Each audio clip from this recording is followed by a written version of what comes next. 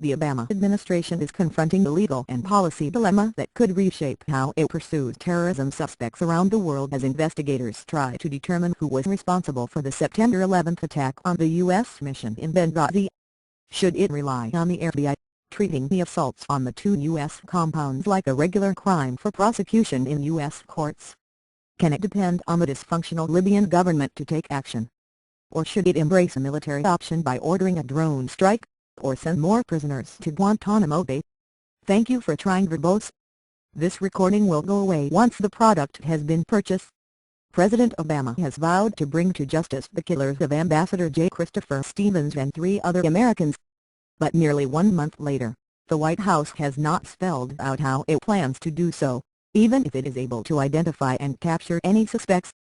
Each of the options is fraught with practical obstacles and political baggage. An unproductive, slow-moving investigation is complicating matters, with the FBI taking 3 weeks to reach the unsecured crime scene.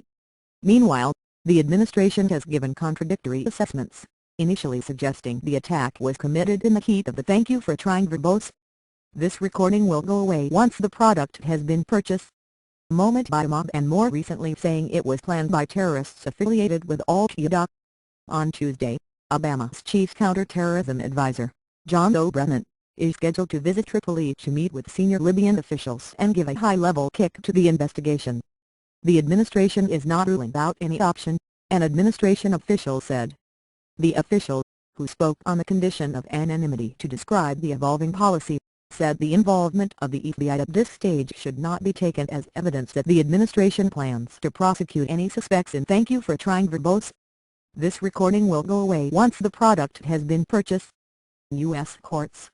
More broadly, it remains uncertain whether the White House will respond to the fatal assault on the Americans in Benghazi as a criminal act or an act of war, the critical legal distinction that has gone unresolved in Washington since the other September 11 attack, in 2001.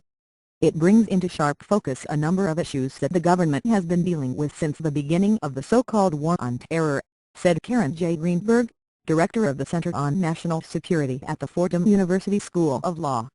It clarifies "thank you for trying" verbose. This recording will go away once the product has been purchased. So beautifully all of the hard issues we've had to confront over the last 11 years. All of the options available to the Americans could have lasting consequences in Libya, where a transitional government is plagued by infighting and elected leaders have been unable to assume the full reins of power. Even the basic issue of allowing the FBI to access the crime scene at the U.S. diplomatic post in Benghazi for less than a day last Thursday has been politically sensitive for Libyans, a foreign ministry official said. There is "thank you for trying" verbose. This recording will go away once the product has been purchased. Very strong public opinion about the Americans coming here and running the investigation, said Saad El-Shelmani, a foreign ministry spokesman. Some top officials, he added, see the country's sovereignty at stake.